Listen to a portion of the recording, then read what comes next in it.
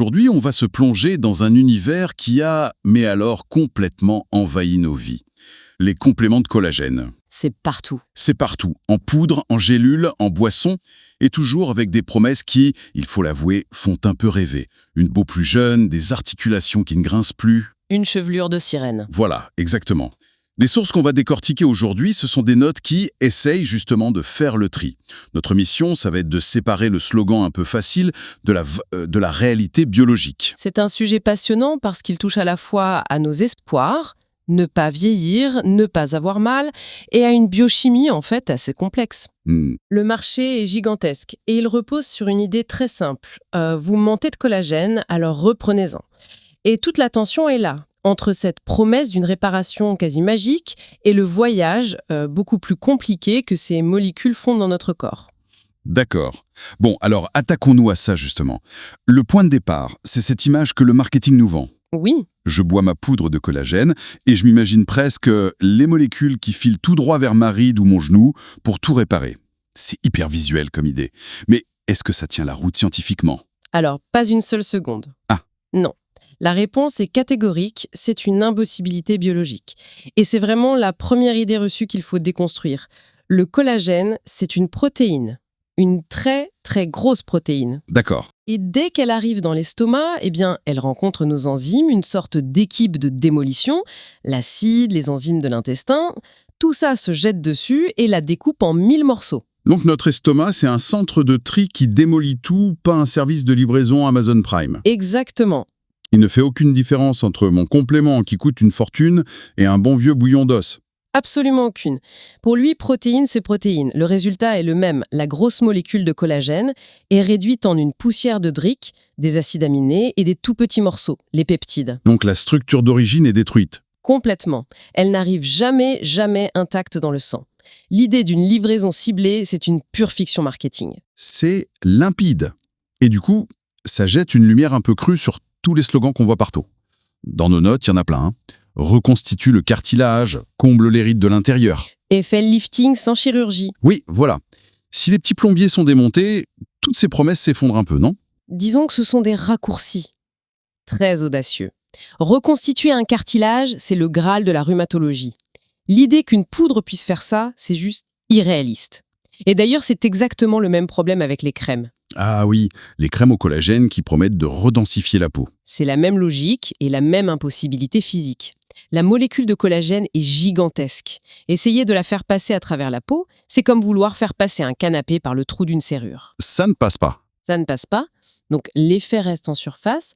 Attention, ça ne veut pas dire que c'est inutile. C'est un excellent hydratant, ça forme un film qui retient l'eau et donne un aspect plus lisse, Temporairement. temporairement. Mais ça ne répare rien en profondeur. D'accord. Bon, le mythe de la livraison directe est démonté. Ce qui m'amène à la question suivante. Est-ce que ça veut dire que tout ça, c'est du vent, que ça ne sert à rien? Ou est-ce qu'il se passe quand même quelque chose avec ces petites briques? C'est là que ça devient plus nuancé. Et non, ce n'est pas complètement inutile, c'est juste que les bénéfices sont, on va dire, beaucoup plus modestes. D'accord. Ce qui est sûr, c'est que ces petits fragments, les peptides, eux, sont assez petits pour passer dans le sang. Ça, c'est un fait. Ok, donc on a bien des briques qui arrivent dans la circulation. La question c'est, qu'est-ce qu'elles font après? Est-ce que le corps a un GPS qui les envoie pile au bon endroit? Ah, ce serait le rêve du marketing. Mais non, l'action est beaucoup plus générale, en fait. Mhm. Une fois dans le sang, ces briques sont disponibles partout. Et là, il y a deux hypothèses. La première, c'est un effet purement nutritionnel. On donne au corps les matières premières, les acides aminés spécifiques du collagène, en abondance. On remplit le stock de l'entrepôt général en gros. C'est une excellente image. Et la deuxième hypothèse, un peu plus subtile, c'est que certains de ces peptides pourraient agir comme des signaux. Comme une petite sonnette qui dirait à nos propres cellules. Et, au travail, il faut produire du collagène. D'accord. Donc d'un côté, on fournit les matériaux, de l'autre, on sonne la cloche pour motiver les ouvriers. Mais une petite cloche, j'imagine. Exactement. Et le résultat de tout ça, quand on regarde les études, est souvent qualifié de petit à modéré. Ah oui. On est très très loin de la reconstruction. On peut voir une amélioration de l'hydratation de la peau ou une petite diminution de douleurs articulaires, mais c'est un coup de pouce, pas un miracle. Petit à modéré, c'est un peu la douche froide par rapport aux promesses. C'est certain. Et ça me fait penser à un point soulevé dans nos notes qui est crucial pour évaluer ce petit effet. C'est la question du financement des études. Ah oui, c'est un point fondamental. Une grande partie des études cliniques sur le collagène qui montrent des effets positifs, eh bien, elles sont financées par ceux qui vendent les produits. Il faut lire les petites lignes donc.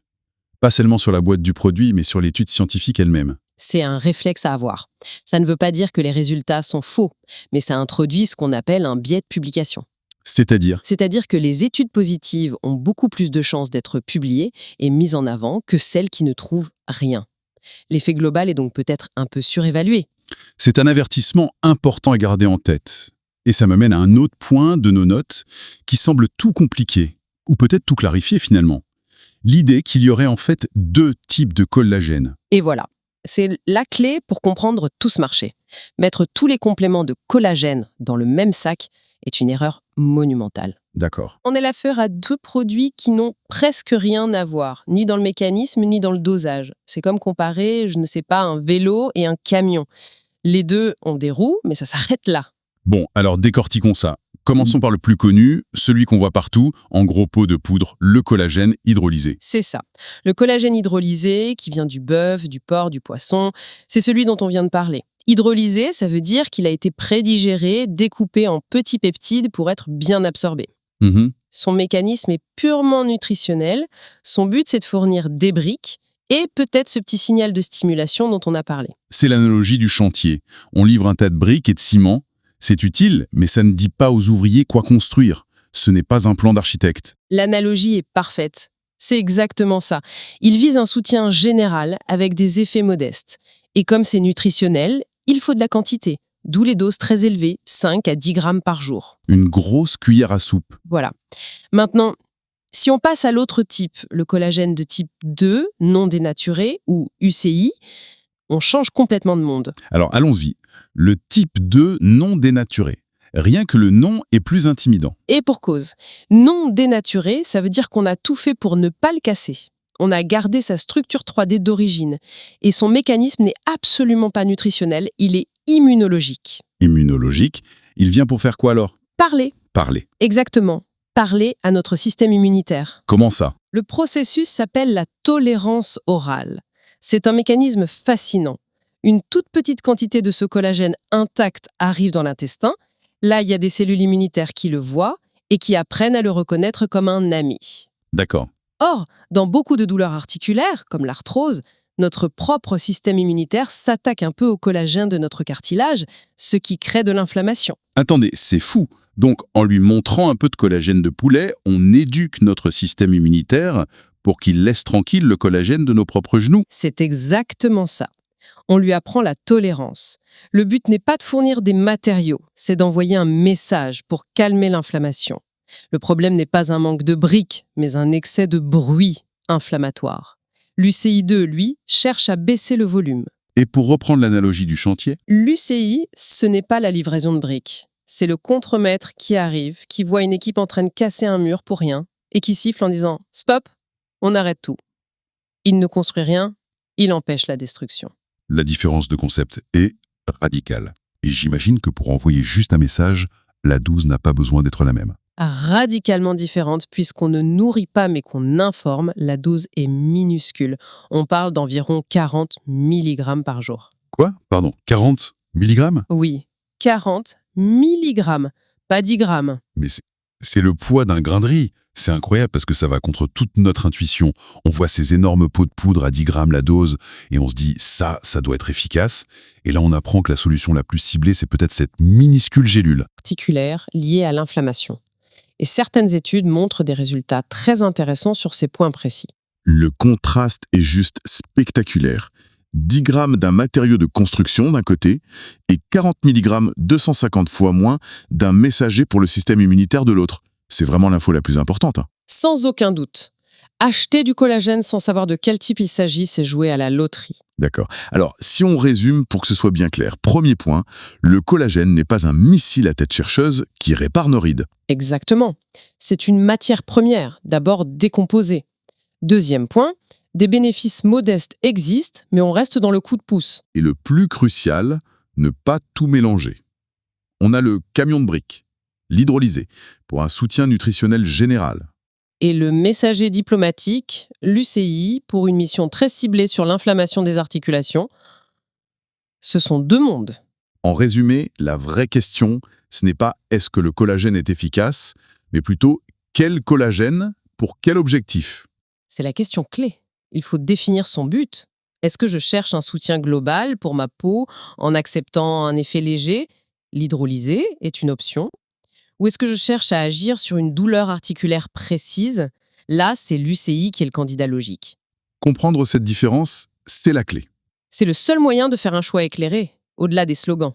Et pour finir, cette histoire d'UCI et d'inflammation, ça ouvre une porte sur une réflexion beaucoup plus large, non? Absolument.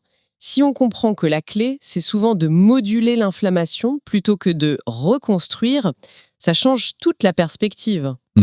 Le complément devient un outil parmi d'autres. Et ça pousse à se poser la vraie question. Qui est, quelles autres stratégies de vie, bien au-delà de n'importe quelle gélule, pourraient jouer un rôle encore plus puissant pour calmer ce bruit inflammatoire? On pense à l'alimentation, à l'activité physique, à la gestion du stress. C'est tout le sujet de l'inflammation chronique. Le complément peut être une aide tactique, mais la stratégie globale est ailleurs. Elle est dans notre mode de vie, qui est le régulateur le plus puissant de notre inflammation.